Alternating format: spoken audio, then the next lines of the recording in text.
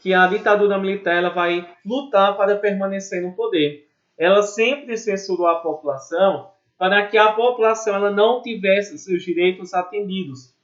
A população ela não tivesse o direito de expressar a opinião. As pessoas não tivessem o direito de ter uma opinião, não fazer escolhas, não poder escolher mais as músicas a serem ouvidas, não podiam mais participar de movimentos sociais, como movimentos trabalhadores, movimentos dos estudantes. E a gente pode observar, então, que é durante esse período que a ditadura militar ela vai fazer de tudo para censurar, para proibir tudo que era contra o regime militar ou contra a ditadura militar. Por isso que essa imagem ela é a mais representativa da ditadura, onde as pessoas elas tinham que fingir que não viam e também não podiam falar nada. Por isso que nós vamos ver que a censura era uma das principais representações para que os militares controlassem a população brasileira. E a gente vai observar, que está na segunda questão da atividade de vocês, que vai ser a chamada doutrina da segurança nacional. Nós vamos observar que durante a ditadura militar, eles criaram um órgão, uma instituição, para controlar o que era feito aqui no Brasil. E essa instituição ela tinha a função de perseguir, de julgar e até matar as pessoas que eram contra o governo. Era chamada de doutrina de segurança nacional, ou que nós vamos chamar, e essa doutrina de segurança nacional, o próprio nome já diz, era para manter a segurança do Brasil. A gente pode observar que essa doutrina de segurança nacional, ela era dividida em três órgãos, três instituições. Nós vamos ver que ela era dividida no Serviço Nacional de Informação, que eles investigavam quem era contra os militares, o DOI, que era Departamento de Operações Internas, para investigar principalmente o DOI e o CODE, que era chamado de DOI-CODE, sempre falavam junto, eles tinham como objetivo o quê? Investigar e punir e prender pessoas que eram contra o regime militar aqui no Brasil. E a gente pode observar, então, que o SNI, o DOI, o CODE, não é? Que era o DOI-CODE, como eles utilizavam, o SNI e o DOI-CODE, os SNI investigava que era contra o regime militar. O DOI-CODE, que eram dois órgãos, mas agiam juntos, investigavam, puniam e também matavam pessoas que eram contra o governo da ditadura militar. A seguir, a gente vai observar que os militares começaram então a utilizar o quê? Além de criar o SNI e o DOI-CODE, nós vamos ver que os militares eles não eram pessoas apenas que usavam a força para se manterem no poder. Eles também utilizavam o que nós vamos chamar de propaganda militar. Ninguém mais segura esse país.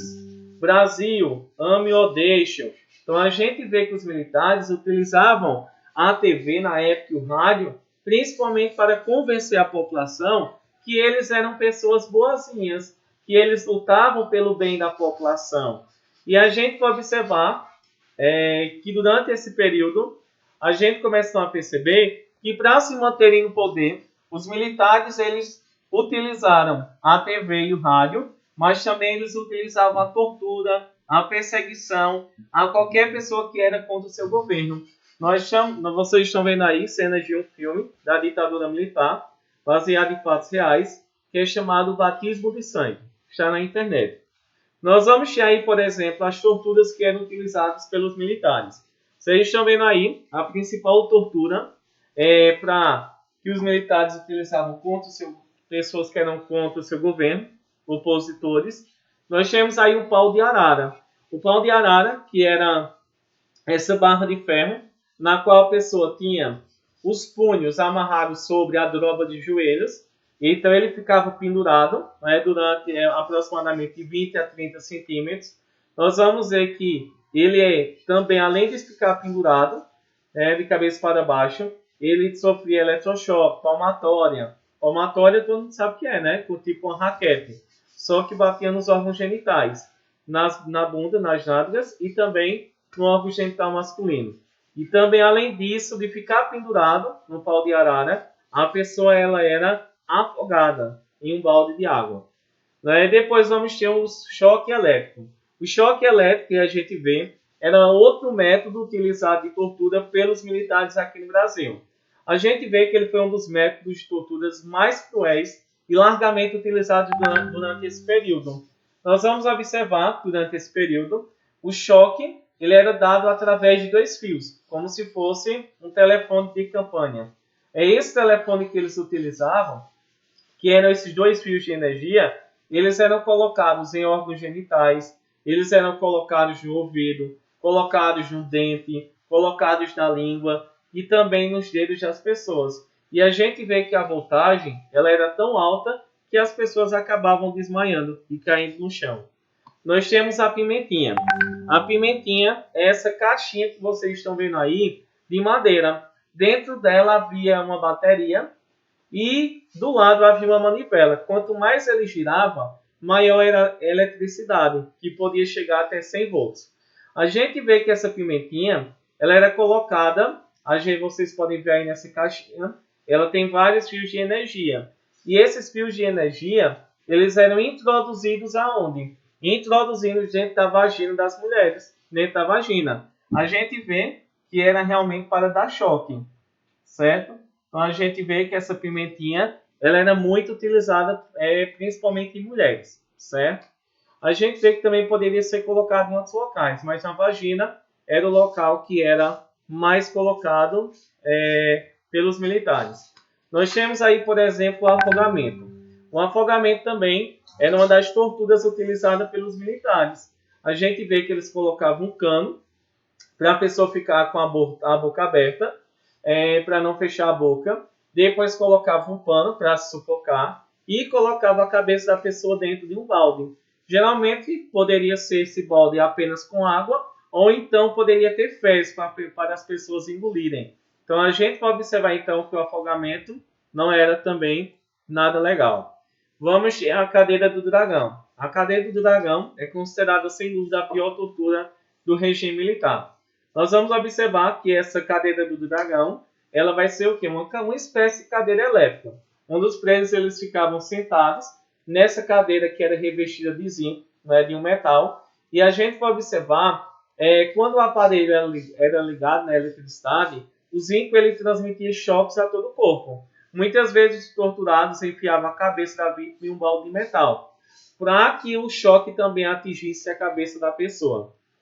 A gente tem também a geladeira. A geladeira é uma pessoa que era colocada em uma determinada sala, que ela era realmente refrigerada, havia barulhos horríveis, mau cheiro, e a pessoa passava vários dias sem água e sem comida.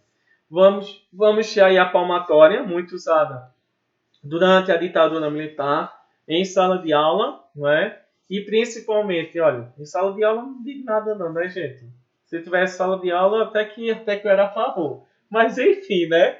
Vamos lá, né? Tá sendo gravado, mas só vai para a sala de vocês, né? Ninguém vai ter nenhuma prova. Então imagina a palmatória, né? A palmatória, olha aí. Nós tivemos aqui choque elétrico, a pimentinha, que é essa caixinha que eu disse a vocês que era introduzida na vagina, os fios elétricos, vamos ter o afogamento, poderia ser em água ou em fezes. Havia também a cadeira do dragão, que era uma cadeira elétrica. Havia a geladeira, que é essa espécie aí. A palmatória, que eu estou falando a vocês, que era utilizada em sala de aula, mas também, principalmente nos órgãos genitais. Não é? A gente vê utilizados nas nádegas e também no órgão genital masculino e feminino. Nós vamos ter também aí os produtos químicos que também eram bastante utilizados, assim como na ditadura militar, durante a Segunda Guerra Mundial.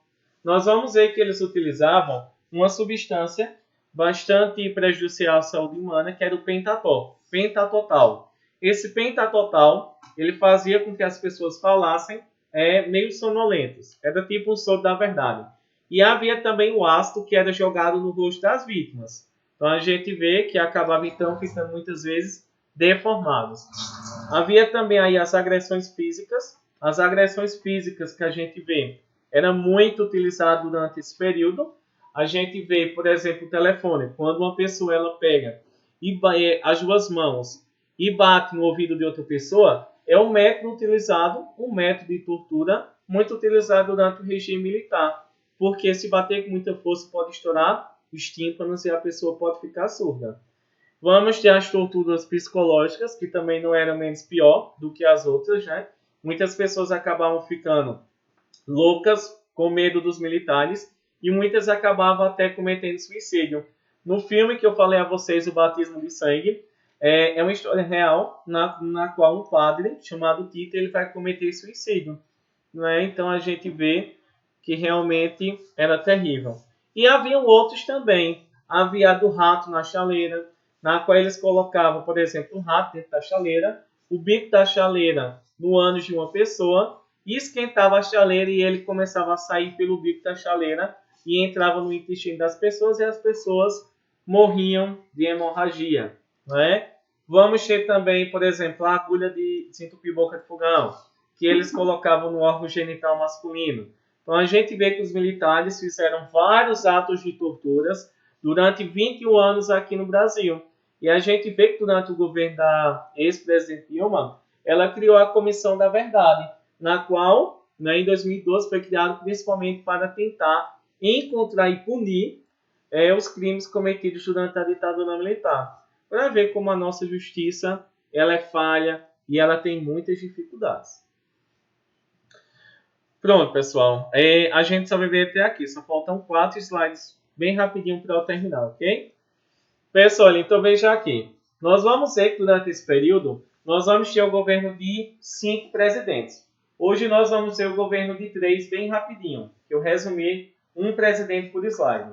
Nós vamos observar que o primeiro presidente militar do Brasil foi Humberto Castelo Branco. Nós vamos ver que ele foi apoiado pelos Estados Unidos e pelos empresários. Nós vamos ver que foi ele que criou a Lei de Segurança Nacional, na qual permitia perseguir, investigar e punir e prender e até matar pessoas que eram contra os militares. Não é? E a gente vê que ele criou uma nova Constituição, uma nova lei para organizar o Brasil.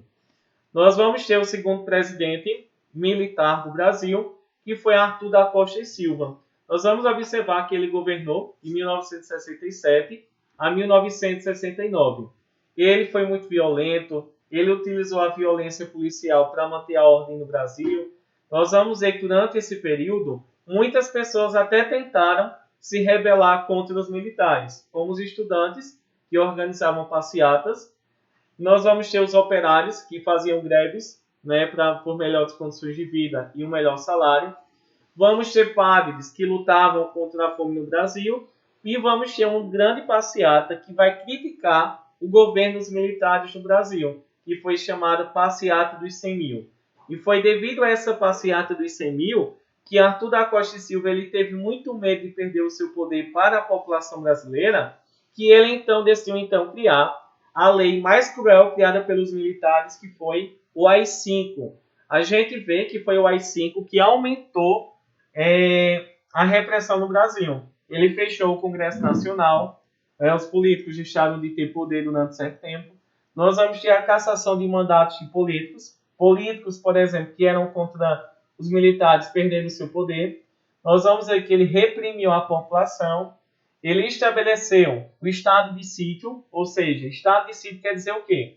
Significa que um presidente, ainda hoje, em caso de uma crise, de uma dificuldade, ele pode retirar o direito da população. Ainda hoje, pode sim. Ele pode retirar os direitos da população. Isso poderia mais antigamente, né? Hoje ninguém é besta mais, então todo mundo vai lutar pelos seus direitos, né? Nós vamos ter aí, suspender os direitos direitos políticos, né? Uma pessoa poderia ser expulsa do Brasil, ser exilada, porque era contra os militares. Nós vamos ver que os militares poderiam controlar estados e municípios. Ele poderia demitir funcionários públicos e também os presos eles não tinham mais o direito ao habeas corpus, o direito de responder em liberdade e também de pagar uma fiança. E principalmente ele vai autorizar a censura aos meios de comunicação. As pessoas não tinham mais liberdade de expressar a opinião, os jornais foram proibidos, foram censurados, as músicas foram proibidas durante a ditadura militar. E a gente, em seguida, vamos ter o governo de um dos presidentes mais cruéis da ditadura, que ele vai ser chamado de Emílio Gacharuso Médici, ou chamado simplesmente Médici. Ele governou de 64 até 1974. Aliás, de 1969 até 1974. Nós vamos ver que ele foi a maior representação de ser uma pessoa autoritária, de perseguir a população. Nós vamos ver que ele vai retirar os direitos da população e ele também utilizava a TV como meio de comunicação. Por exemplo, nós vamos ver que nessa época o Brasil, em 1970, ele vai ganhar uma Copa Mundial. E a gente vê que ele se aproveitou que o Brasil tinha ganhado a Copa Mundial de Futebol e disse que foi porque o Brasil estava passando por um momento muito bom, estava durante o governo militar no Brasil. Então a gente vê que ele utilizava a internet, que não havia ainda na época, mas utilizava a rádio, o rádio e utilizava também a TV, para dizer que o governo era muito bom e estava ajudando a população. E a gente vê que o governo de Médici ele ficou conhecido como os anos de chumbo. Foram os anos mais difíceis que o Brasil passou durante a ditadura militar.